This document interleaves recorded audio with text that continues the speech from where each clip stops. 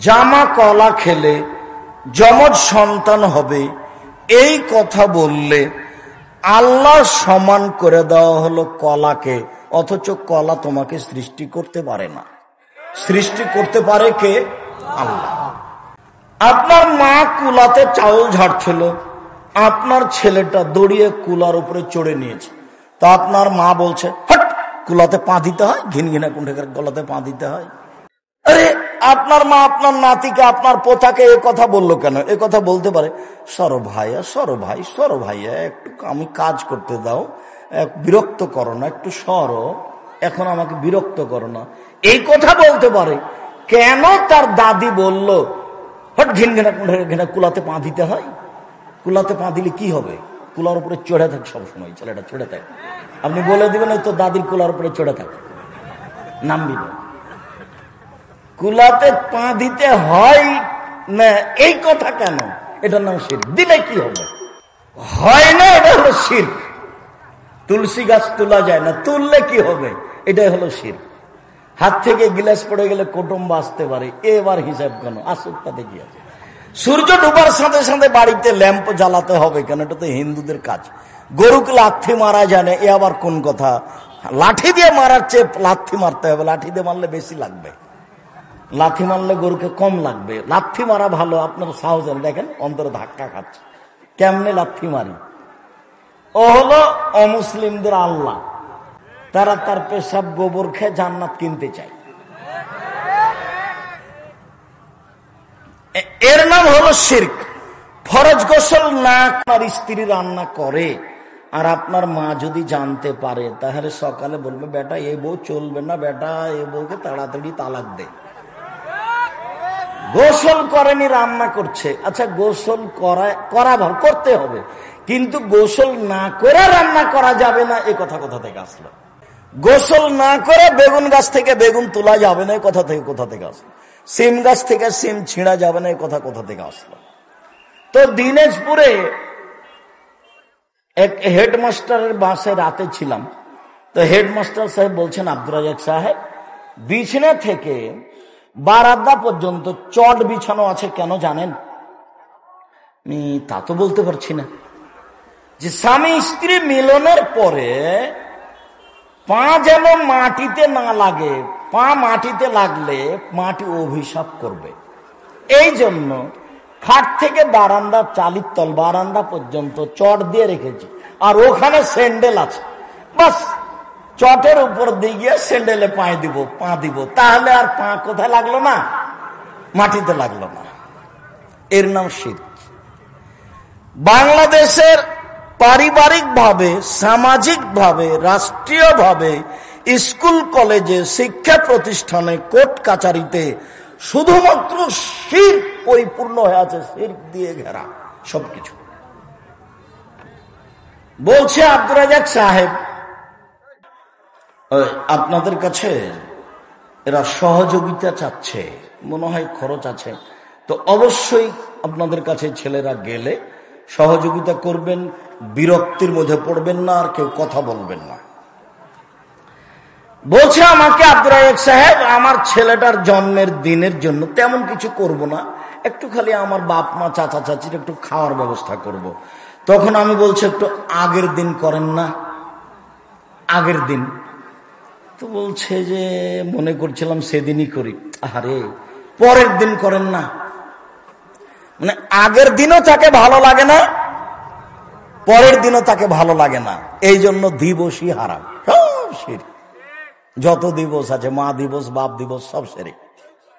তো এইবার আল্লাহর সাথে শিরক করা প্রথম পাপ। দ্বিতীয়,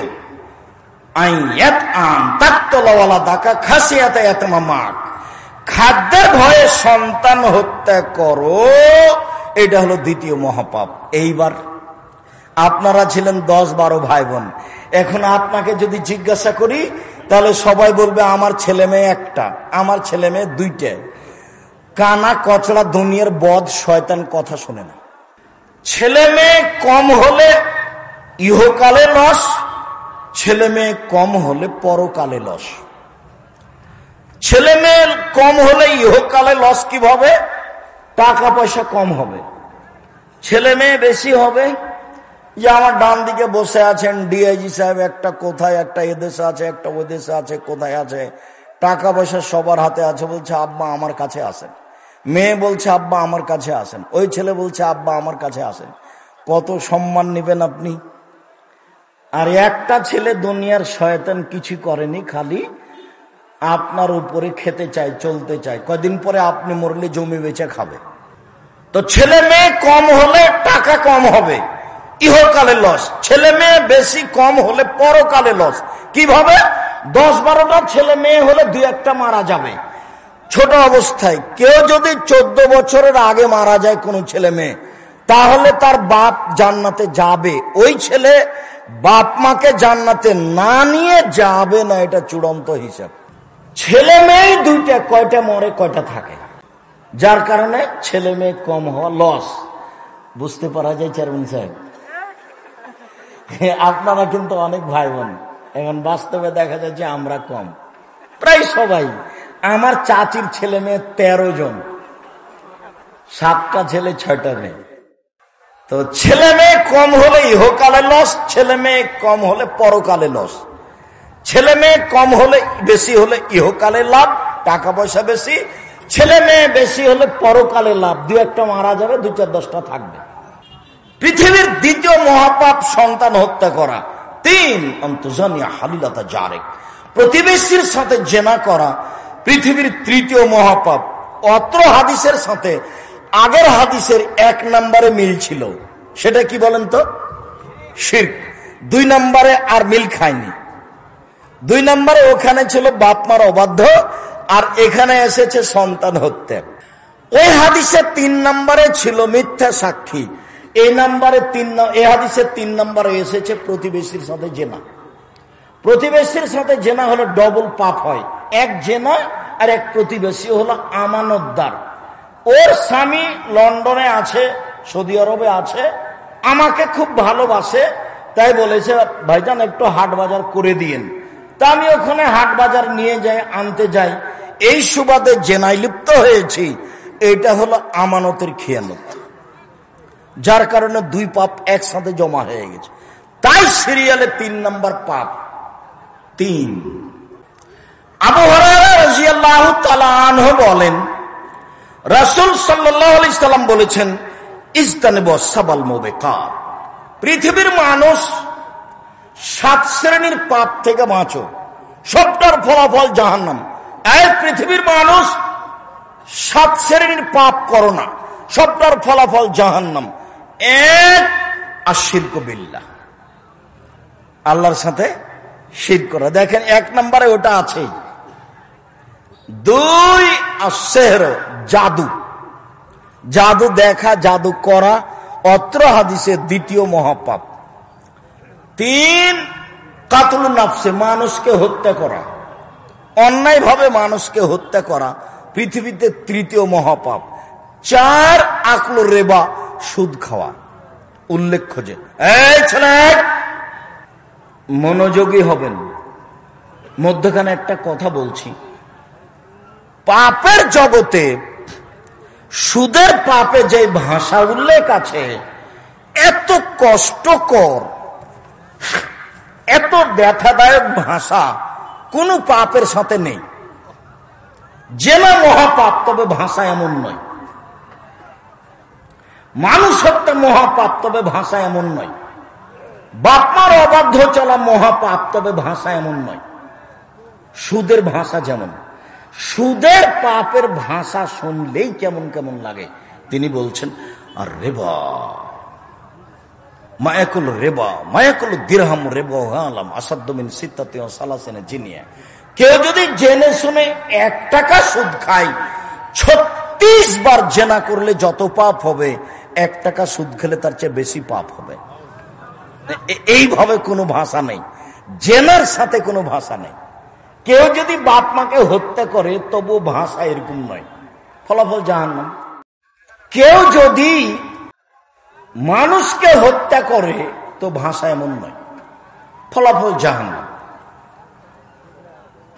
কেউ যদি মিথ্যা সাক্ষী দিয়ে আজীবন জেলে দিয়ে দেয় কাউকে, তবুও ভাষা এমন নয়, ফলাফল জাহান্নাম। দেখেন, কেউ যদি 1 টাকা সুদ খায় 36 বার জেনা করে যত পাপ হবে, 1 টাকা সুদ খেলে তার চেয়ে 1,00,000 গুণ বেশি পাপ হবে। আবার দেখেন, আর রিবা সাবুনা জুজান, সুদের পাপের 70টা ভাগ আছে, ছোট থেকে বড়, বড় থেকে ছোট, ছোট থেকে বড়, বড় থেকে ছোট।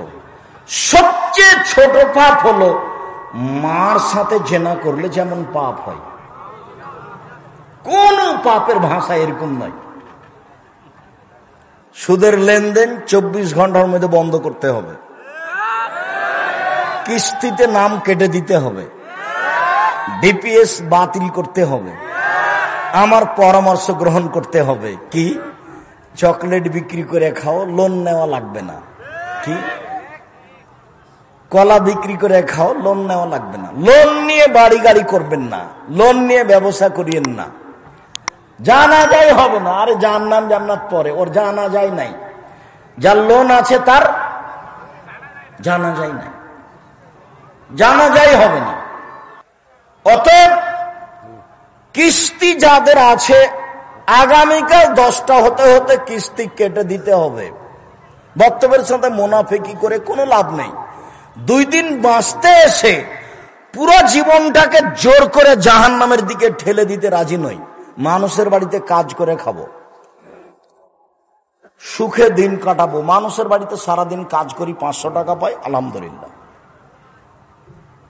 সম্মানিত দিনী ভাই বোন, কত যে আছি, 4, 5। আকলুল ইয়তিম, মালো আকলি ইয়তিম, এতিমের টাকা পয়সা খেয়ে নাও মহাপাপ। তাওয়াল্লিউল যুদ্ধের মাঠ থেকে পালিয়ে যাওয়া মহাপাপ। 7, কাযফুল মুহসানাতিল মুমিনাতিল গাফিলাত, ভালো মহিলার নামে অপবাদ লাগানো, মেয়েটা খারাপ। এইটা হলো পৃথিবীতে পাপের সিরিয়ালে 7 নাম্বার পাপ। 1 নাম্বার কি বলেন তো? শিরক। মুআয ইবনে জাবাল রাদিয়াল্লাহু তাআলা আনহু বলেন, আওসানি খলিলি বিআসরে কালেমাত, আমার দোস্ত মুহাম্মদ সাল্লাল্লাহু আলাইহি সাল্লাম 10টি আমাকে উপদেশ দিলেন। 10টি বললেন, মুআয ইবনে জাবাল শোনো, তুমি আমার 10টা কথা মেনে চলো। 1, লা তুশরিক বিল্লাহ ওয়াইন কতালতা ওয়া হুররিকতা, জালেম যদি জুলুম করে, হত্যা করে, নিহত হয়ে যাও, শিরক করো না। জালেম যদি জুলুম করে আগুনে জ্বালিয়ে দেয়, জ্বলে যাও, শিরক করো না। মুআয, শিরক করো না, জ্বলে যাও, যাও, নিহত হও, শিরক করো না। 1 নম্বরে। 2, এবার বাপ মা চলে আসলো আবার 2 নম্বরে।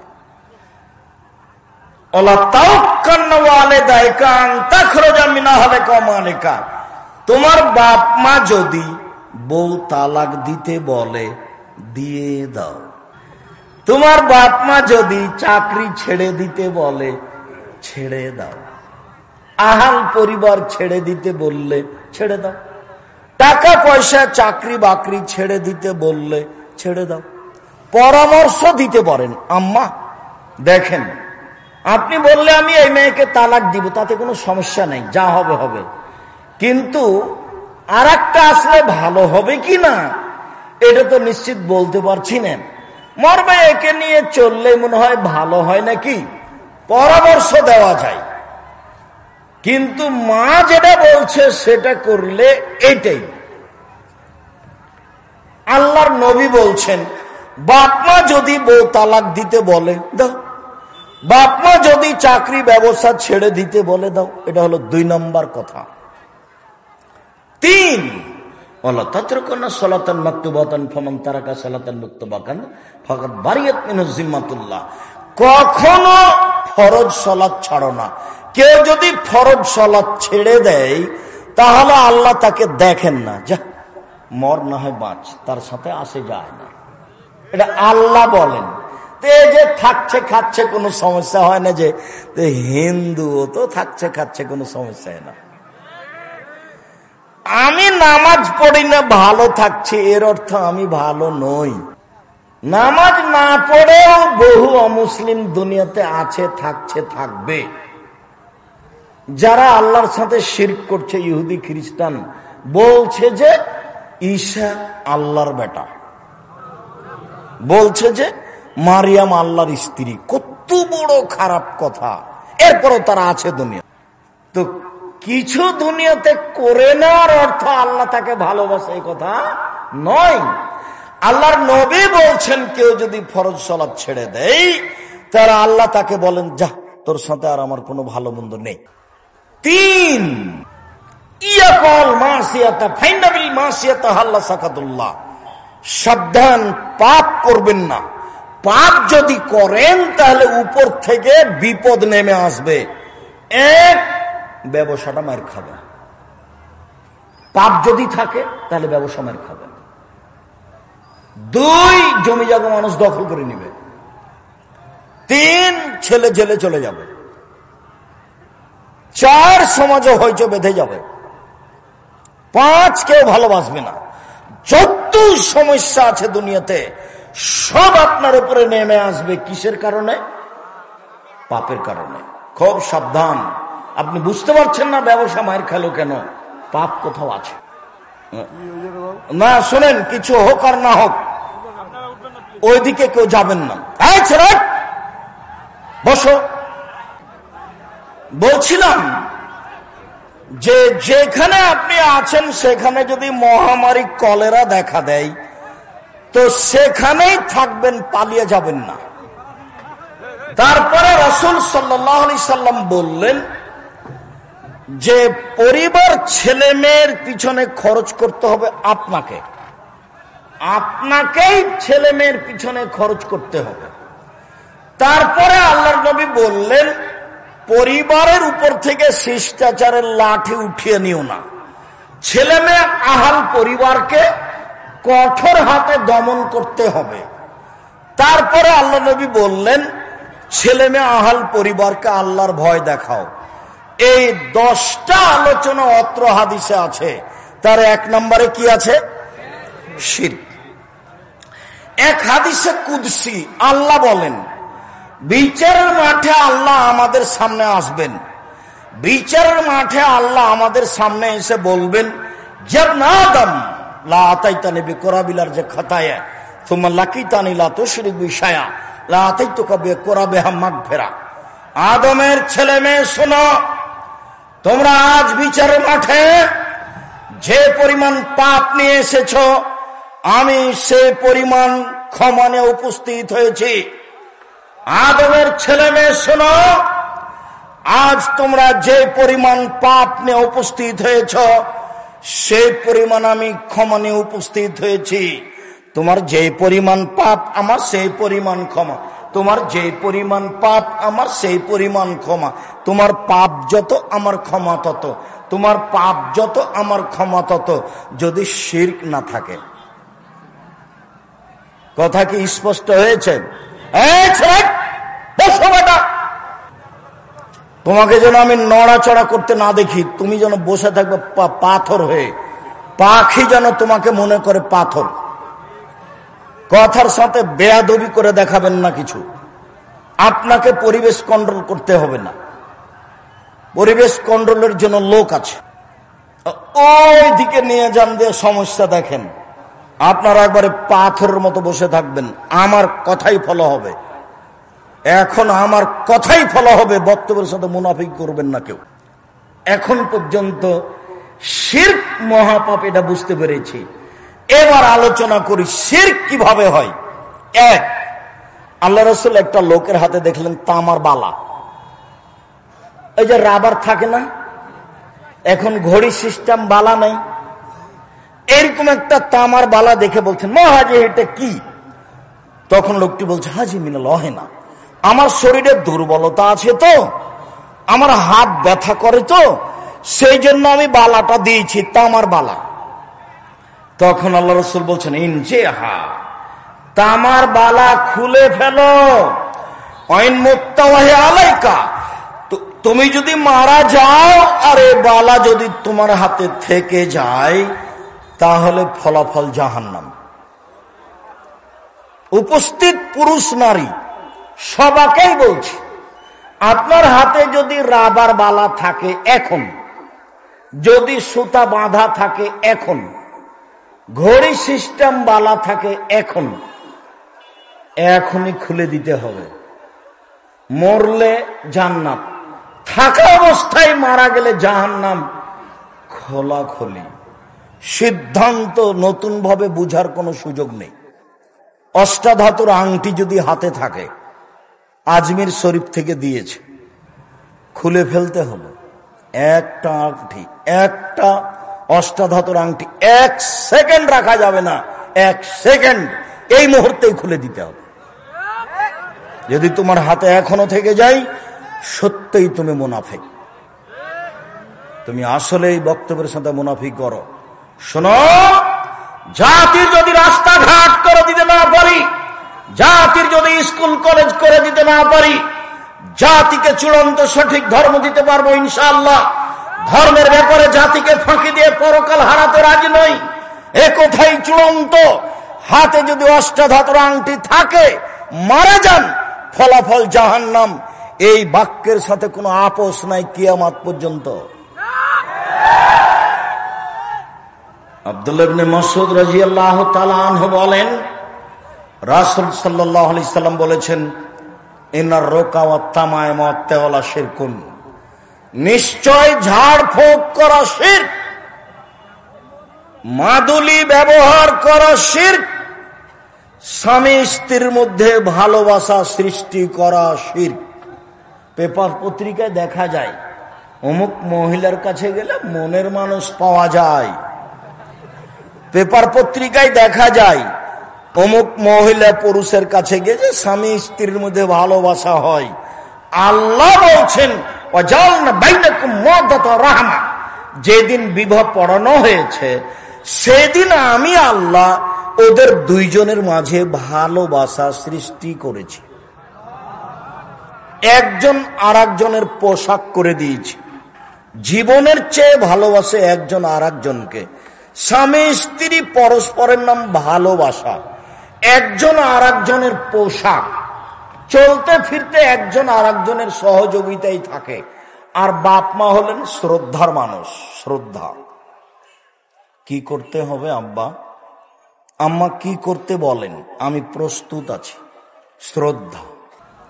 আব্দুর রাজ্জাক সাহেব, আপনাকে কোথায় আনতে যেতে হবে বলেন, যেখানে আনতে যেতে হবে সেখানেই যাব। এটা কি? শ্রদ্ধা। সম্মানিত দিনী ভাই বোন, কেন জানি একটা কথা আঘাত কাটছে বারবার। ঠাকুরগাঁও জেলার বিবাহ পড়ানোর পদ্ধতি কিন্তু নাজায়েজ, হারাম। বিবাহ পড়ানোর পদ্ধতি এটা চলবে না। গাইবান্ধা জেলার কাছাকাছি হতে পারে, কেন? রংপুর, দিনাজপুর, লালমনিরহাট, নীলফামারী, কুড়িগ্রাম, পঞ্চগড়, ঠাকুরগাঁও সব একই হবে বিবাহ পড়ানোর পদ্ধতি বলে আমার অনুমান। বৈঠকে বসে আছে বরটা, কেবলার দিকে মুখ করে মুখে রুমাল দিয়ে, ও নাকি কথা বলতে পাবে না, বললে নাকি ও বেয়াদব। তো রংপুর অন্তর্গত গাইবান্ধা জেলা, যেহেতু আমার শ্বশুর বাড়ি গাইবান্ধা গোবিন্দগঞ্জ, আমিও কোনো একদিন বিবাহের বৈঠকে বর হিসেবে বসেছিলাম। তা আমি মোহরের কথা বলেছি, তেমনি একবারে আমার স্ত্রীর যেটা মামা আব্দুল্লাহর যেটা নানা অর্থাৎ নানির ভাই, একবারে বৈঠকে লাফ দিয়ে উঠেছে, উঠে বলছে বিবাহ তুলে দাও, বিবাহ তুলে দাও। বাড়িতে গিয়ে বলছে বিবাহ পড়ানো হবে না, বর কেন কথা বলে, হইচই করে একবারে বাড়ি থেকে রাগ করে বের হয়ে চলে গেছে। তো বিবাহ পড়ানোর পদ্ধতি, 8-10 জন চ্যাংড়া ছুল্লু সব আরো হুজুর যায় মেয়েটার কাছে। মেয়েটার কাছে গিয়ে বলে, অমুক নিবাসী অমুক, এত টাকা নগদ, এত টাকা বাকি, তোমাকে বিবাহ করতে এসেছে, তুমি তাকে স্বামী সত্ত্বে কবুল করো। ও তখন বলে যে কবুল করলাম। 3 বার বলাই। তারপরে বিবাহের বৈঠকে আসে, বর বসে আছে, আরো সবাই বসে আছে, এসে সালাম দিয়ে দাঁড়ায়। তখন বসে থাকা লোকগুলি বলে, আপনারা কে? তখন এরা বলে আমরা এ বিবাহের উকিল, মেয়ে কবুল করেছে, জি হ্যাঁ কবুল করেছে, আপনারা শুনেছেন, জি শুনেছি। তখন বলে বসেন, তখন বসে, মনে হচ্ছে এক পাগলামি কারবার, হিন্দুদের বিবাহ লেগেছে, কলার গাছের চতুর্দিকে ঘুরে, একবারে নগদ মিথ্যে। মেয়ের কাছে বিবাহ পড়ানোর কোনো সুযোগ নেই। আগে আরবি খুতবা হবে, তারপরে মেয়ের বাপ বলবে, বরকে সামনে রেখে, দুইজন সাক্ষী সামনে রেখে।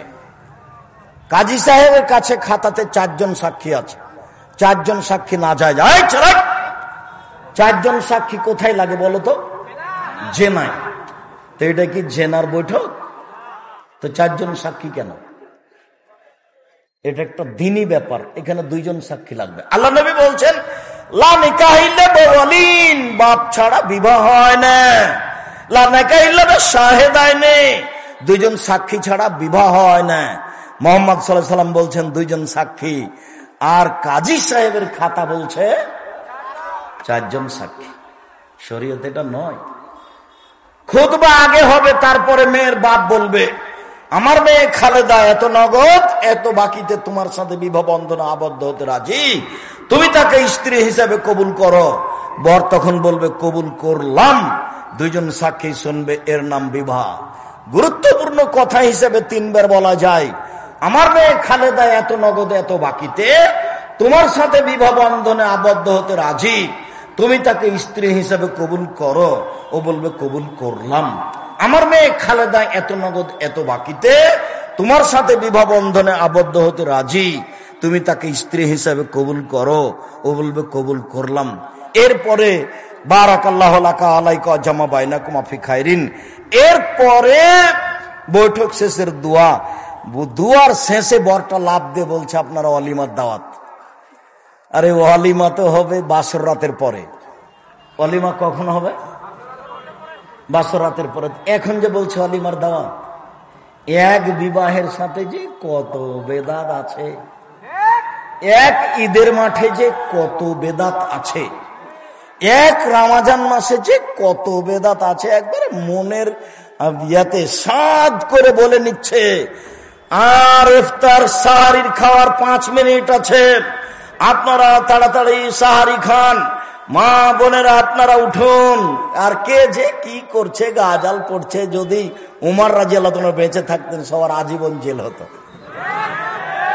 উমর রাদিয়াল্লাহু আনহু বেঁচে না থাকার কারণে সবাই পাপ করার সুযোগ পেয়েছে, মুখ খুলতে পাবে না, শুধু আজান, শুধু আজান। কোরআন মাজিদ পড়তে পাবে না, গাজাল পড়তে পাবে না, বলতে পাবে না। আপনি যে চিল্লাচিল্লি করছেন, অত তো আর একজন যে তাহাজ্জুদ পড়ছে। আমি তো ইমামের সাথে তারাবি পড়ি না, আমি তো নিয়মিত তাহাজ্জুদই পড়ি, রাতে ওই একই সালাত, যেটাই তাহাজ্জুদ সেটাই তারাবি। তা আপনি যে চিল্লাচিল্লি করছেন, তা আমার সালাতের কি হলো? কে আপনাকে চিল্লাচিল্লির অনুমতি দিল? আপনার হুজুরও বেদাতি, আপনিও বেদাতি। পুরো রমজানটা বেদাত দিয়ে ঘেরে রেখেছেন। কিসের ইবাদত খামাখা? আপনার খাওয়ার না খাওয়া দুটাই সমান। আপনি ছিলেন রোজা, সিয়াম ছিলেন না। সিয়াম মানে বিরত থাকা, রোজা মানে উপবাস থাকা। 16 আনায় মিছে জীবনটা আপনার, 16 আনায় মিছে। বাবু ও মাঝি, চন্দ্র কেন বাড়ে কমে রে? আমি তো তা বলতে পারি না। দেখি মাঝি তোর জীবন 4 আনায় মিছে, দেখি মাঝি তোর জীবন 8 আনায় মিছে, দেখি মাঝি তোর জীবন 12 আনায় মিছে। বাতাস উঠেছে, নৌকা হিলে উঠেছে। মাঝি বাবু, কি মাঝি সাঁতার জানো বাবু? না রে মাঝি, না আমি তো সাঁতার জানি না। বাবু এখন দেখি তোমার জীবন 16 আনায় মিছে। চিল্লা চিল্লি করে রমজান মাস পালন করে জীবন 16 আনায় মিছে। কথা যা বলছি সেটা জীবনে কোনোদিন ফেরত নেওয়া হবে না ইনশাআল্লাহ। তোমার সিয়াম পালন হয়নি এ কথাই চূড়ান্ত। রাসূল সাল্লাল্লাহু আলাইহি সাল্লাম বলছেন, মালা মুহদাসান, কেউ যদি বিদআতকে আশ্রয় দেয়, লা ইকবাল আনহু আদল সারফ, তার ফরজ ইবাদত কবুল হবে না, তার নফল ইবাদত কবুল হবে না। ও হলো বেদাতি, আর কোন ইবাদত কবুল হবে না। হাদিস বুখারী মুসলিম। মুখ খোলার আগে আগে দেখতে হবে আমার কথা রাসূলের সাথে মিল খায় কিনা। সালাম তো ছিল এরকম, আসসালামু আলাইকুম, তালুর সাথে তালু, 2 হাত। পৃথক হলো সব পাপ ক্ষমা। হাদিস সহিহ, হাদিস আবু দাউদ। তা আপনি আসসালামু আলাইকুম, আরো পিছনে লেগেছে আর একটা, 1 2 3 বুকে, 4 এরকম, 5 এরকম, 6 পায়ে। কত যে সালাম আছে, একটাও চলবে না। রাসূলকে অপমান করে ইবাদত করে কোনো লাভ নেই। আসনায় ঘোষণা দিয়েছি, আমি আব্দুর রাজ্জাক বিন ইউসুফ, কারো যদি করোনা হয়ে থাকে আমি তার সাথে একসাথে এক প্লেটে খাবো। কেউ যদি করোনায় মারা যায় আমি তার জানাজা দেব, গোসল দেব, কাফন দাফন করব। এতে যদি আমারও করোনা হয় তাহলে আমি বলবো পৃথিবী সৃষ্টির 50,000 বছর পূর্বে আমার ভাগ্যে লেখা হয়েছিল করোনা, তাই আজকে হয়েছে। আমি তার গায়ে হাত দিয়েছি, সেই জন্য করোনা হয়েছে। এই কথা আমি আব্দুর রাজ্জাক বিন ইউসুফ বিশ্বাস করি না। অল্প দিন বাঁচতে এসে শিরক করে মরতে রাজি নই। আমি 3 ফুট পর পর দাঁড়াতে রাজি নই। আজ থেকে কিয়ামত পর্যন্ত যদি কাবা ঘরে আর কেউ পাশাপাশি না দাঁড়াই, তবে আমি আব্দুর রাজ্জাক বিন ইউসুফ পাশাপাশি দাঁড়ানোর চেষ্টা করব। 3 ফুট দূরে দাঁড়িয়ে করোনা থেকে আমি বাঁচতে রাজি নই। প্রয়োজনে একাই বাড়িতে সালাত আদায় করব, কিন্তু পদ্ধতি পরিবর্তন করতে পারি না। মাস্ক এখন লাগাবো, এই যে ধুলাবালি উঠছে জীবনে আছে, সেই জন্য করোনা থেকে বাঁচার জন্য মাস্ক আমি আব্দুর রাজ্জাক বিন ইউসুফ লাগাবো না। আমিও দিয়ে ভাগ্য বাড়াতে রাজি নই। আমাকে করোনা হবে না, যদি হয় তাহলে বুঝবো এটা 50,000 বছর আগে লেখা হয়েছিল পৃথিবী সৃষ্টির। যদি সতর্কতায় বাঁচা যেত তাহলে যমুনা ফিউচার পার্কের মালিক করোনায় মারা যেত না। যারা দেশের পানি খায় না, দেশের পানি খায় না, ওরা এদেশের পানি খায় না, বাহির থেকে পানি নিয়ে আসা খায়। টাকার অভাব নেই, ভুল হিসেব। বিমানবালায় মেয়েটা বলছে মাস্ক লাগান, ধৈর্য ধারণ করো। মাস্ক লাগান, ধৈর্য ধারণ করো। মাস্ক লাগান, ধৈর্য ধারণ করো। আবার যখন বলেছে আমি যখন উঠছিলাম তুমি তখন দেখনি আমার মাস্ক মুখে ছিল না, দেখো আমি মাস্ক মুখে লাগাবো না, এর আগে তুমি আমাকে দেখলে নামিয়ে দিও। এখন তুমি যাকে বলার বলো, আমি মাস্ক দিয়ে করোনা ঠেকাতে রাজি নই। আমি আব্দুর রাজ্জাক বিন ইউসুফ শিরক করে 1 ঘন্টা বাঁচতে রাজি নই। যা হবে ভাগ্যে হবে, ওটা তুমি বিশ্বাসই করি না। ওই পথে আমি নই। মাস্ক এখন লাগান, ধুলাবালি উঠছে না, অনেক ধুলাবালি আছে, জীবাণু আছে, এখন লাগিয়ে রাখেন। একটা দিয়ে একটা ঠেকান কি করে? আল্লাহ নবী বলছেন না ইউদি শাইউনের শাইন, রোগ ব্যাধি একজনের কাছ থেকে আরেকজনের কাছে যায় না, একজনের কাছ থেকে আরেকজনের কাছে যায় না। এটাও শিরক, যা আলোচনার শেষে আসছে। সম্মানিত দ্বীনি ভাই বোন, বলছিলাম শিরক দেখাচ্ছিলাম। 1 মাদুলি ঝুলানো শিরক, 2 স্বামী স্ত্রীর মধ্যে ভালোবাসা সৃষ্টি করা শিরক, 3 ঝাড়ফুঁক করা শিরক। তবে কোরআন মাজিদের আয়াত পড়ে ঝাড়ফুঁক করা যায়, তবে হাদিসের দোয়া পড়ে ঝাড়ফুঁক করা যায়, শিরকি কথা দিয়ে ঝাড়ফুঁক করা যায় না। রাসূল সাল্লাল্লাহু আলাইহি সাল্লাম বললেন মান তাআল্লাকা তামিমান ফাকাদ আশরাকা, কেউ যদি মাদুলি ঝুলায় তাহলে সে শিরক করলো। 10 জন লোক নবীর কাছে আসলো, 9 জনের সাথে বায়াত করলেন, একজনকে ছেড়ে দিলেন। ওরা 9 জন বলল যে তারাক্তা তিসাতান ও তারাক্তা বায়াতা তিসাতান ও তারাক্তা ওয়াহিদান। আল্লাহর নবী 9 জনের সাথে বায়াত করলেন, একজনকে ছেড়ে দিলেন। তখন আল্লাহ রাসূল বলছেন ওর গলায় তাবিজ আছে, সেজন্য বায়াত করলাম না। ফাদ খালা দাও ফাকাতাহা, হাতটা ভিতরে ঢুকিয়ে তাবিজটা ছিঁড়ে ফেলে দিল। আল্লাহ রাসূল তার সাথে বায়াত করলেন। যখন ওই যে ত্রাণ বিতরণে গেছিলাম তখন আমি ওই যে মাদুলি কেটে কেটে ফেলছিলাম, দেখেননি দৃশ্য? যখন যাকে টাকা পয়সা দিয়েছি তখনই তার গায়ে হাতে মাদুলি আছে কিনা এটা খেয়াল করেছি, এখনো করি। আপনার হাতে যদি মাদুলি থাকে, গলায় থাকে, মাজায় থাকে, উপস্থিত বৈঠকের দিনই মুসলিম বোন, এই মেয়ে কথা বলছো কেন? উপস্থিত বৈঠকের দিনই মুসলিম বোন, আপনার কোমরে মাদুলি আছে নাকি? হাতে বাহুতে মাদুলি আছে? তাবিজ আছে? তাবিজ থাকলে আপনি এখনই খুলে ফেলুন, এখনই, এই মুহূর্তে, 1 সেকেন্ড দেরির সুযোগ নেই। যদি আপনি খুলে ফেলেন, মারা যান, জান্নাত হবে ইনশাল্লাহ। আর থেকে যাওয়া অবস্থায় মারা গেলে জান্নাত হবে না, এটাই চূড়ান্ত হিসেব। সাফিয়া রাদিয়াল্লাহু তাআলা আনহা বলেন, মান আতারাফান ফাসালাহু আন শাইইন, কে যদি কোনো গণকের কাছে যায়, গণককে কোনো বিষয়ে জিজ্ঞাসা করে, লা তুকবালু সালাতুন 40 লাইলা, 40 দিন তার নামাজ কবুল হবে না। কেউ যদি গণকের কাছে যায় কিছু জিজ্ঞাসা করে, দেখুন তো ভাই আমার টাকাটা হারিয়ে গেছে, কে নিয়েছে, তার সালাত কবুল হবে না কতদিন? 40 দিন। রাসূল সাল্লাল্লাহু আলাইহি সাল্লাম বলেন, মান আতা আরাফান ফাসাদ্দাকা বিমা কালা, গণকের কথা যদিও বিশ্বাস করে, ফাকাদ কাফারা বিমা উনজিলা আলা মুহাম্মদ, তাহলে সে কোরআন মাজিদকে অস্বীকার করল। এবার আপনার কাছাকাছি বাড়িতে চলে আসে, আপনার ঘরে প্রবেশের জন্য যাচ্ছে। দেখেন, ওয়াকেদ আল-লাইসি রাদিয়াল্লাহু তাআলা আনহু বলেন, আল্লাহর নবী হুনাইনের যুদ্ধে গেলেন, তো একটা গাছের পাশ দিয়ে যাচ্ছিলেন, ইউকালালাহ জাত আনোয়াতিন, সেই গাছের নাম হলো জাত আনোয়াত। এই যে একটা গাছ, সেই গাছটার নাম হলো জাত আনোয়াত।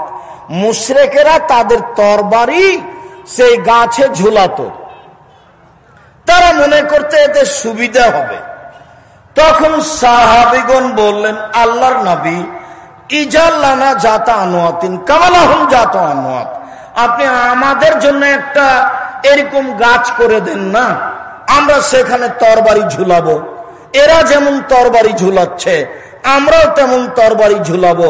তখন আল্লাহ রাসূলের উত্তরটা শোনেন তো, আমার দিকে চেয়ে থাকবেন, এই ছেলে বসো, তুমি কোনো কাজ দেখাচ্ছ আমাকে?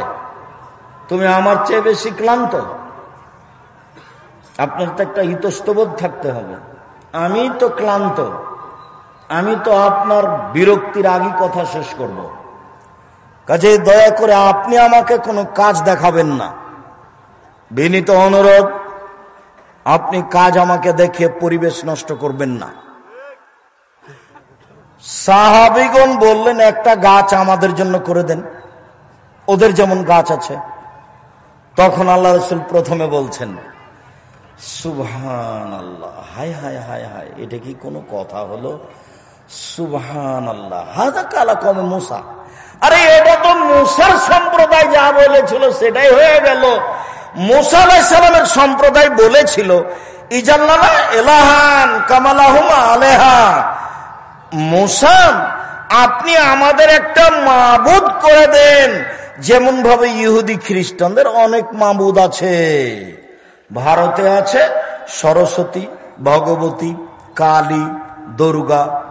সৌদি আরবে আছে লাত, মানাত, উজ্জা। আগে ছিল ইয়াউক, এগুস, নাসর। এরকম ভাবে চিরদিন মানুষ মূর্তি পূজা করেছে। তা আপনি মূসা আলাইহিস সালাম, আপনি একজন নবী, আমাদের জন্য একটা মাবুদ করে দেন, ওদের জন্য যেমন মাবুদ আছে। ছি ছি ছি ছি ছি, তোমরা একটা গাছের দাবি করে মূসা আলাইহিস সালামের সম্প্রদায় যা করেছিল তাই করেছ, এটা কথা হলো? আমার কাছে একটা গাছের দাবি করলে কেন? গাছের দাবি কেন করলেন? তরবারিটা ওখানে ঝুলিয়ে রাখবেন, তাহলে জয়ী হবে, এইটুকু সুবিধে। এই হাদিস দিয়ে কে বড় ক্ষতিগ্রস্ত বয়ে এদেশে যত সুবিধা নেওয়া আছে সবকে শিরক বলা আছে। এটা দিয়ে বলা আছে জন্মদিবস শিরক। আগের দিন আপনি কেন খানা পানি করবেন না? গাছে তরবারি ঝুলালে কি হবে? গাছে তরবারি ঝুলানো আল্লাহ রাসূল নিষেধ করলেন কেন? সবারই এরকম মাবুদ ছিল, কিছু সুবিধা নিত। কাবা ঘরের সাথে একটা মাবুদ ছিল, তার নাম হবল। এটা হলো ইহুদি খ্রিস্টান নয়, মুহাম্মদ সাল্লাল্লাহু আলাইহি সাল্লামের বাপ, চাচা, দাদা না খালু যারা, ওরা একে আল্লাহ বলে মানত, তার নাম হবল। সেই হবল মূর্তির পাশে একটা পাতিল ছিল, সেই পাতিলে 3টে খড়ি ছিল। একটা খড়ির গায়ে লেখা ছিল ইফাল, করো। একটা খড়ির গায়ে লেখা ছিল লাতাফাল, করো না। একটা খড়ির গায়ে লেখা ছিল মোহমাল, কিছুই না। তো মানুষ যদি তার মেয়ের বিবাহ দিবে অমুক ছেলের সাথে, তখন ওই পাতিলের ভিতরে এভাবে হাত ঢোকাতো, দেখেন, একটা খড়ি বের করতো, ইফাল, করো। ও হবল আল্লাহ বলে দিল বিবাহ দিয়ে দাও, লাতাফাল, করো না। হবল আল্লাহ বলে দিল বিবাহ দিতে হবে না। এই বিশ্বাসে চলে আসছিল। বিশ্বাস, তারই নাম আকীদা, বিশ্বাস। মূর্তির সামনে কলা দেওয়া হয়েছে, জিলাপি দেওয়া হয়েছে, তারাও জানে যে খেতে পারবে না, তবুও করছে কেন? তার নাম বিশ্বাস, তার নাম আকীদা, তার নাম বিশ্বাস। সম্মানিত দিনী ভাই বোন, রাসূল সাল্লাল্লাহু আলাইহি সাল্লাম যখন কাবা ঘরে ঢুকলেন, তখন কাবা ঘরে কতটি মূর্তি ছিল? 360টি। রাসূলের হাতে একটা ছিল লাঠি। তিনি আঘাত করে মূর্তিগুলি ভাঙতে লাগলেন আর মুখে বলতে লাগলেন, জাল হক এসেছে সত্য, ওয়াজাকাল বাতিল চলে গেছে মিথ্যা। ইন্নাল বাতিলা, নিশ্চয় মিথ্যা, কানা জাহুকা, চিরদিন মিথ্যা। এসেছে সত্য, চলে গেছে মিথ্যা, নিশ্চয় মিথ্যা, চিরদিন মিথ্যা। সব মূর্তিগুলিকে ভেঙে দিলেন। মূর্তিগুলি ছিল তার বাপের, মুহাম্মদ সাল্লাল্লাহু আলাইহি সাল্লামের পিতার। বলেন তো, মুহাম্মদ সাল্লাল্লাহু আলাইহি সাল্লামের পিতা এখানে কে? ইব্রাহিম আলাইহিস সালাম। ভুলে যাচ্ছেন? এই যে যে যে যে সেদিন বলছিলাম না, জিবরাইল আলাইহিস সালাম আমাদের নবীকে নিয়ে গেছেন সপ্তম আকাশের উপরে। নিয়ে গিয়ে জিবরাইল বলছেন, হুয়া ইব্রাহিম, হুয়া আবুকা ফাসাল্লাম আলাইহি, ইনি হচ্ছেন ইব্রাহিম, ইনি আপনার বাপ, আপনি তাকে সালাম দেন। তখন আমাদের নবী একটু আগিয়ে গেলেন, আগে গিয়ে বলছেন, আসসালামু আলাইকুম ইয়া আবি, আব্বা আপনাকে সালাম। তখন ইব্রাহিম আলাইহিস সালাম বলছেন, ওয়ালাইকুম সালাম ইবনি সালেহ নবী সালেহ, ও আমার সৎ ছেলে, তোমাকেও সালাম। ও সৎ নবী, তোমাকেও সালাম। এটা কে বললেন? ইব্রাহিম আলাইহিস সালাম। আমাদের নবী কি বললেন? আব্বা আপনাকে সালাম। তো ইব্রাহিম আলাইহিস সালাম কি বললেন? ও আমার সন্তান, তোমাকেও সালাম। কাবা ঘরে কার মূর্তি ছিল? ইব্রাহিম আলাইহিস সালাম। ইসমাইল ইসহাকের সম্মান করা শিরক।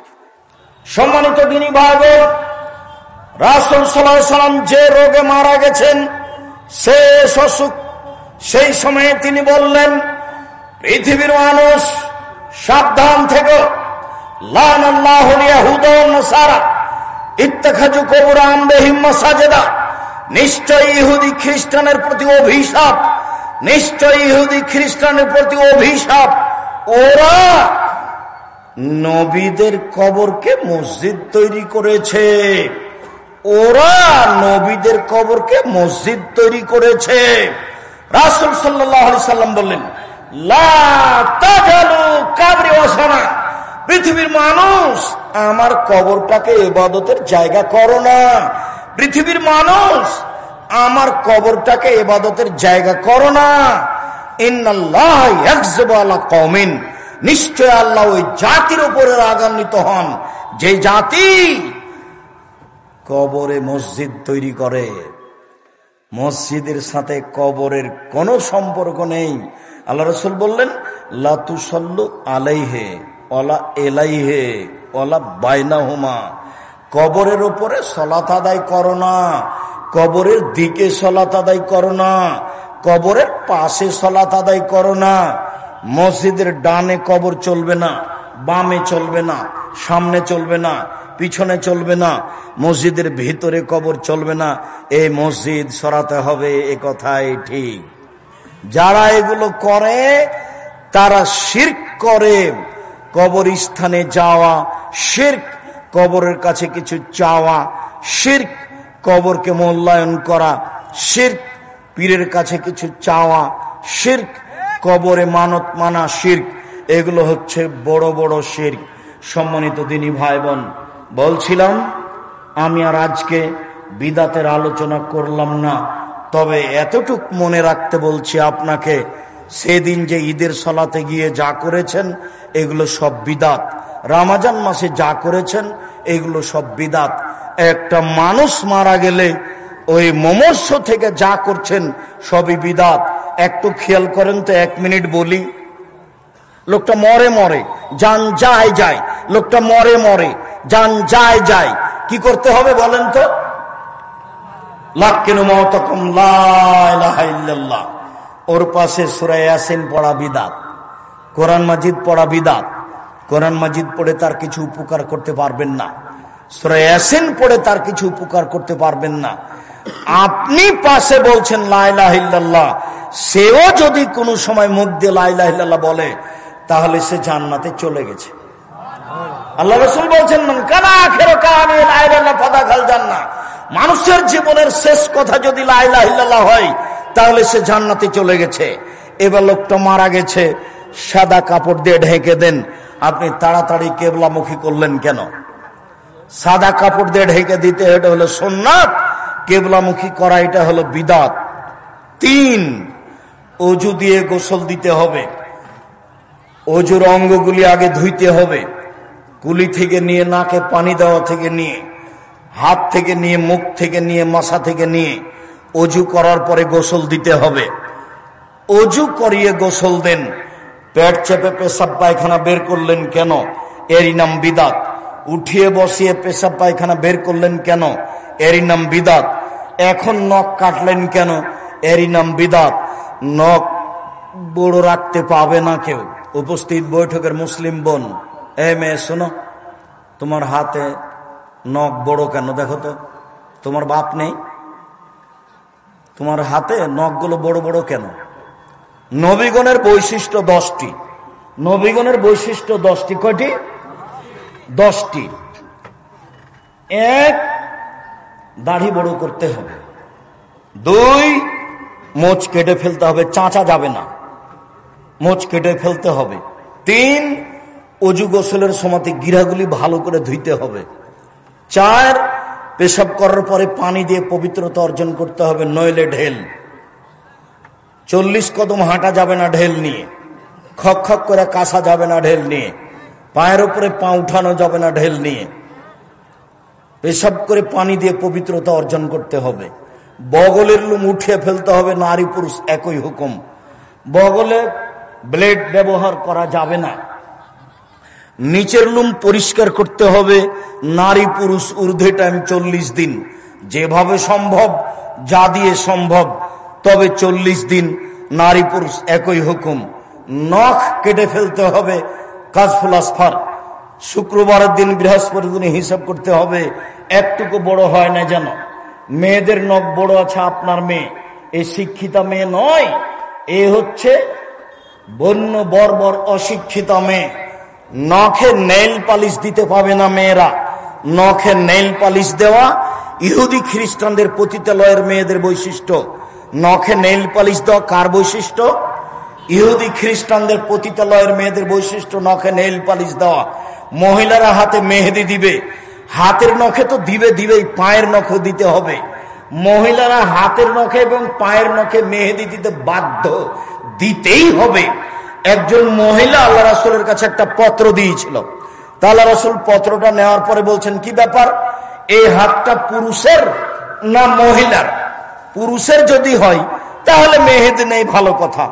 মহিলার যদি হয় তাহলে মেহেদি নাই কেন? মহিলার হাতে মেহেদি ছিল না, তিনি নিন্দা করলেন। তার মানে মহিলারা হাতের নখে পায়ের নখে মেহেদি দিতে বাধ্য, দিতেই হবে। মহিলারা এমন কিছু মুখে হাতে লাগাবে যা দেখতে পাওয়া যায়, গন্ধ পাওয়া যায় না, যা দেখতে পাওয়া যায়, গন্ধ পাওয়া যায় না। বিউটি পার্লারে তারা ঢুকতে পাবে না, ঢোকা নিষেধ।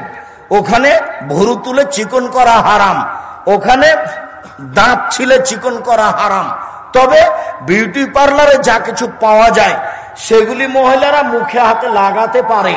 ওরা এমন কিছু লাগাবে যা দেখতে পাওয়া যায়, গন্ধ পাওয়া যায় না।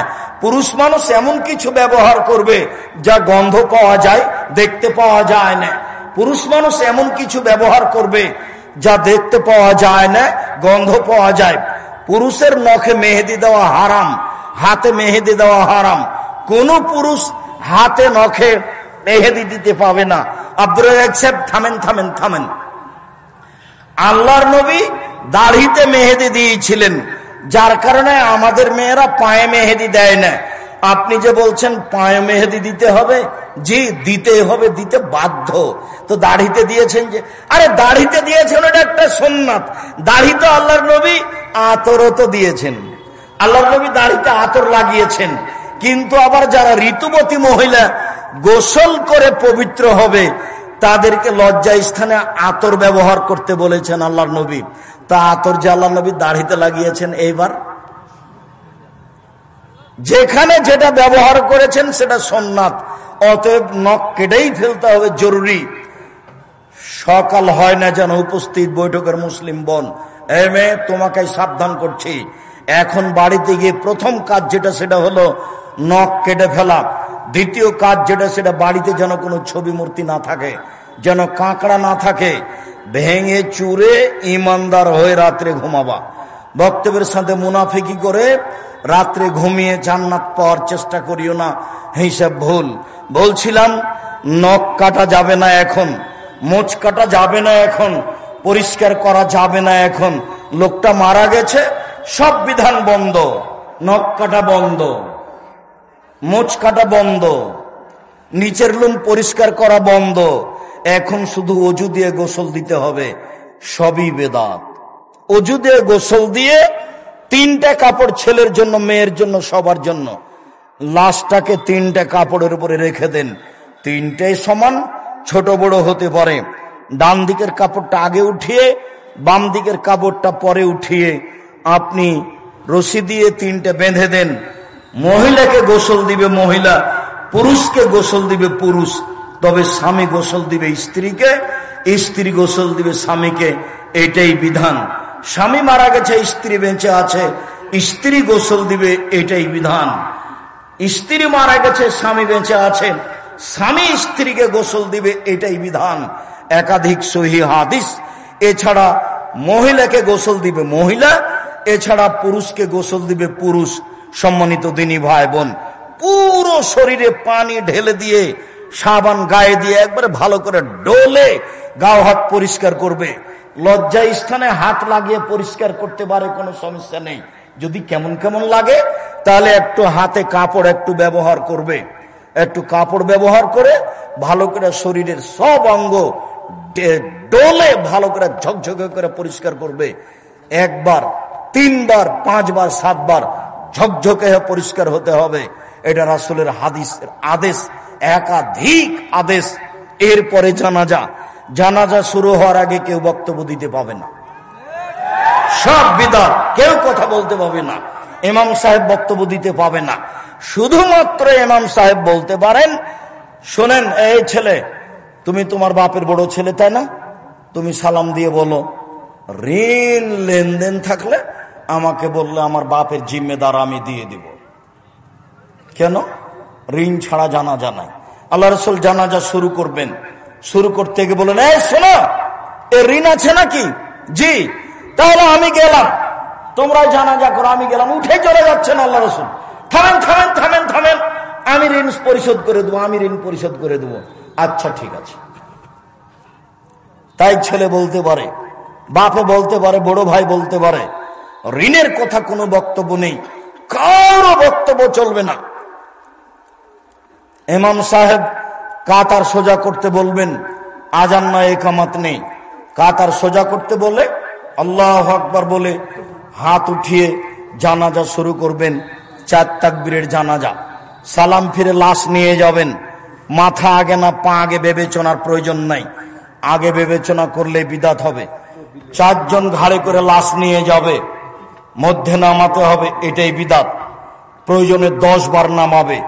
কাঁধ পরিবর্তন করতে হবে, এটাই বিদাত। প্রয়োজনে 10 বার কাঁধ পরিবর্তন করবে। বুঝা গেল না কথা মনে হয়? প্রয়োজনে 10 বার নামাবে, কিন্তু নামাতে হবে এই কথা বিদাত। বুঝাতে পারিনি? বুঝাতে পারলাম না? প্রয়োজনে নামাতে হবে, কাঁধ আমার ব্যথা করছে তাই আমি নামিয়ে দিলাম, প্রয়োজনে কয়বার নামাবো? 10 বার নামাবো, কিন্তু কাঁধ নামাতে হবে এইটা বিধান। বুঝা গেল না কথা? কাঁধ পরিবর্তন করতে হবে এটা বিধান, প্রয়োজনে 10 বার কাঁধ পরিবর্তন করব, কিন্তু পরিবর্তন করতে হবে এটা বিধান। যেমন ভাবে ইতিকাফ কোন মহল্লাতে যদি না করে তাহলে মহল্লাবাসী পাপী হবে, এই কথা মিথ্যে। তাই তারা একজন মওলানাকে অমুক গ্রাম থেকে ধরে নিয়ে এসেছে, ধরে নিয়ে বলছে আমাদের মহল্লাতে একটু ইতিকাফ করে আমাদের বাঁচানো, একবারে নগদ মিথ্যা কথা। লোকটাকে কবরে নামাতে হবে বিসমিল্লাহ ওয়া আলা মিল্লাতি রাসূলিল্লাহ সাল্লাল্লাহু আলাইহি সাল্লাম, ডান কাতে রাখতে হবে, গোটাটাই ডান কাতে একবারে অলের সাথে লাগিয়ে দিয়ে মুখখান কেবলার দিকে মুখ করে দেওয়া বিদাত, পুরোটা লাগিয়ে দিতে হবে কেবলামুখী করে। 3 অঞ্জলি মাটি দিতে হবে, ভর্তি হয়ে গেছে, আটা মাটি লাগবে না, বাড়ি চলে যান, ডবল নেকি পাবেন। মানুষ বেশি তাই ডালিতে করে মাটি নিয়ে সবার হাতে ছয়ে নিল, এটা হলো বিদাত। এবার কবরের চতুর্দিকে 4টা খড়ি পুঁতে দিলেন, খেজুর ডাল, এটা হলো বিদাত। কুকুরে ক্ষতি করতে পারে, যে কোনো মূল্যে তাকে আটকে রাখার চেষ্টা করেন, জাল টাল কিছু দেন, সেটা ভিন্ন কথা। মাটি ভালো, কোনো সমস্যা নেই, তবু আপনি পানি ঢাললেন, এটা হলো বিদাত। চতুর্দিকে দাঁড়িয়ে সবাই মিলে দোয়া করলেন, এটা হলো বিদাত। 40 দিনের দিন খাওয়ালেন, এটা হলো শিরক ও বেদাত। সম্মানিত দিনী ভাই বোন, এক জানাজাকে লক্ষ্য করে 241টা বেদাত আছে, বই পুস্তকে দেখুন। আজকের জন্য এই পর্যন্ত আলোচনা করে আমি আপনাদের জন্য আন্তরিকভাবে দোয়া করি, আল্লাহ আপনাদের যারা মারা গেছে তুমি তাদের কবরের শাস্তি মাফ করো। এই ছেলে থামো, দোয়া পড়ি। যারা আমরা অসুস্থ আল্লাহ তুমি তাদের আরোগ্য দাও, যারা আমরা বেঁচে আছি তুমি তাদেরকে তোমার রাসূলের পদ্ধতি অনুযায়ী চলার তৌফিক দান করো, আজকের আলোচনা মেনে চলার তৌফিক দান করো। এ দাবি, এ দেওয়া, এ দোয়া তোমার দরবারে রেখে আজকের আলোচনা এখানে শেষ করলাম। সুবহানাকাল্লাহুম্মা ওয়া বিহামদিকা আশহাদু আল্লা ইলাহা ইল্লা আনতা আস্তাগফিরুকা ওয়া আতুবু ইলাইক। আসসালামু আলাইকুম।